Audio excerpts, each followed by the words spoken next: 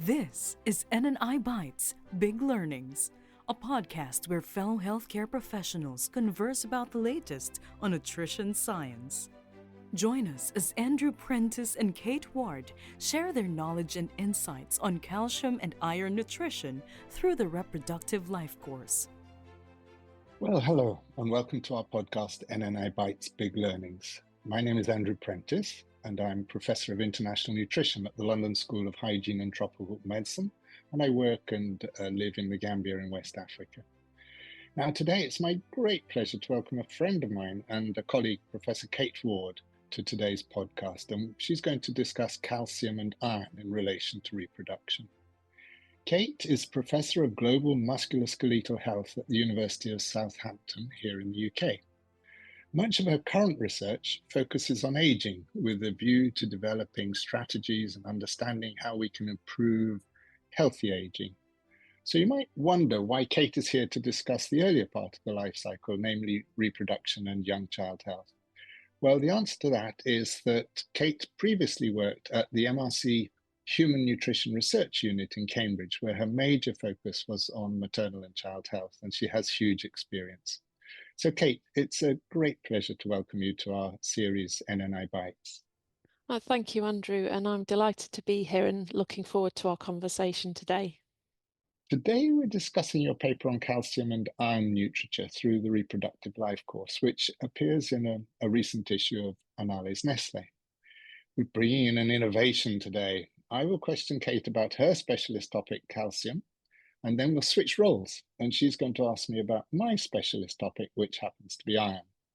Now, I'm sure all listeners are familiar with the basic principles of how the skeleton needs calcium, but I want to ask you about how it changes, and especially during reproduction. I suppose, like many, I used to think of the skeleton as one would see it in a museum, hard, static, unchanging bone. But in fact, it's a very dynamic organ. Tell us about this, Kate. Yeah, so bone is far from static. It is constantly turning over. Our bones turn over, they repair themselves. So calcium is constantly released from bones as a supply of calcium for the body.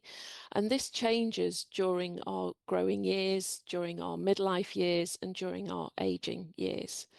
So as we grow, we're trying to achieve peak bone mass. And at that time, in our early 20s, that's our maximum skeletal reservoir for life. After that time, so during the period of midlife when we're having babies and breastfeeding, the skeleton constantly turns over, but at a steady state. And then as women, as we start to go through menopause, we get accelerated bone loss. And in men, it's when we start to age as well, we lose bone, and that's when we become at fracture risk. And what happens when we go through growth and adolescence is that in the female skeleton, we seem to accrue more mineral for bone size compared to males. And that's thought to be as a reserve for the demands of pregnancy and lactation. We lose about 3 to 7% of our bone during the pregnancy lactation period. But remarkably, the skeleton recovers. So it has a process of putting all of that mineral that it's lost due to the supply for the fetus back into the skeleton. During pregnancy, from the second to third trimester, the fetus goes from requiring 50 milligrams of calcium per day to 330 milligrams of calcium per day. And during breastfeeding, the breast milk contains 250 milligrams per day of calcium. So the maternal body has a remarkable way of adapting and evolving to supply the fetus with the calcium it needs for optimal skeletal development before birth. That's quite incredible, and I think so important for us to remember. Incidentally, if you look at animals such as cows, the calcium stress is just absolutely massive. Mm. So, Kate, thanks for that. Now, focusing on reproduction and adolescence, if you like, as a preparation for reproduction, can you then walk us through, you've touched on this a tiny bit, but walk us briefly through the main things our health professional listeners should think about for adolescent girls, then pregnant and lactating women in terms of calcium? Yeah, sure. So as I've already mentioned, peak bone mass is our magic target as we get towards the end of adolescence.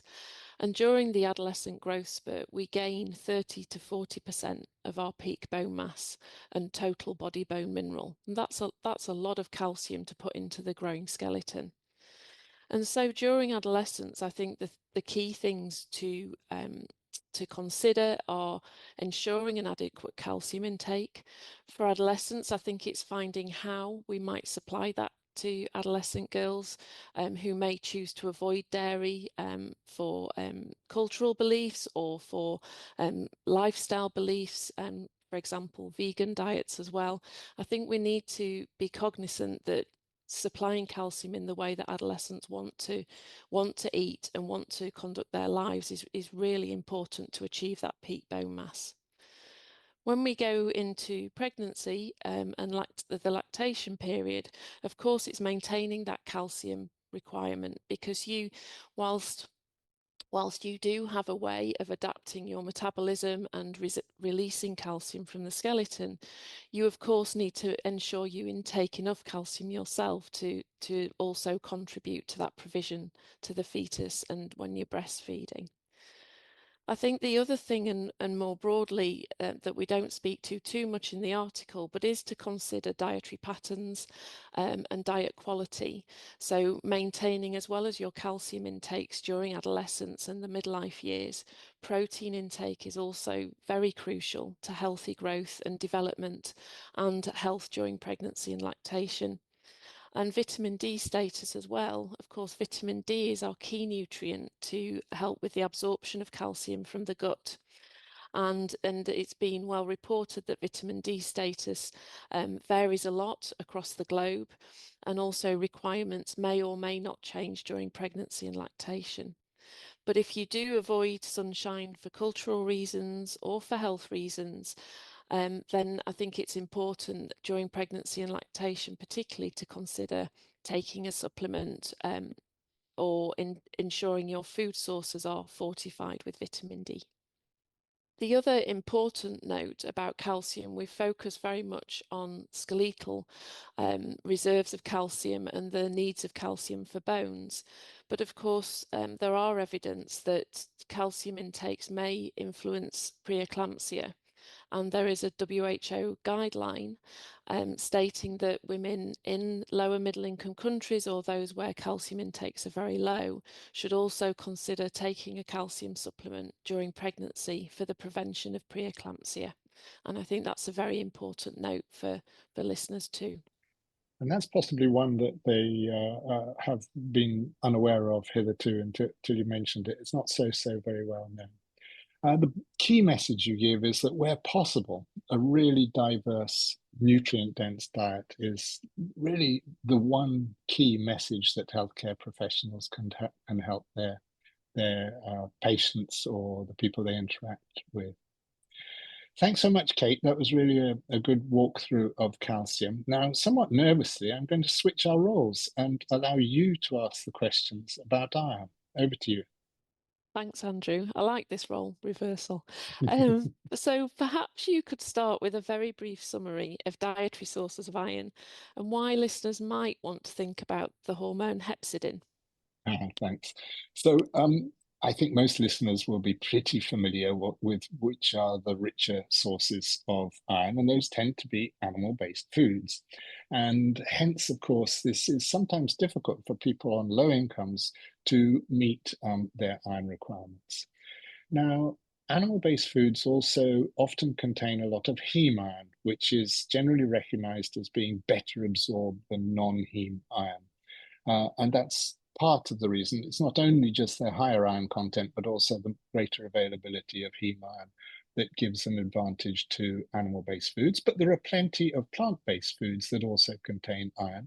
And best known of those would be green leafy vegetables, but there are others such as some pulses and nuts. So those would be the sources. Now, why listeners might want to think about hepcidin. So hepcidin is this, I was about to say newly discovered hormone, but actually it's 20 years now, which is the master regulator of iron. And people can think about hepcidin. An analogy is how insulin regulates glucose metabolism. Hepcidin is this important.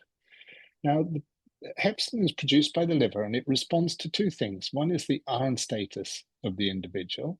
And if you've got a lot of iron on board, then it tells the intestine to stop absorbing any more iron because it's important not to get iron overload, which is toxic.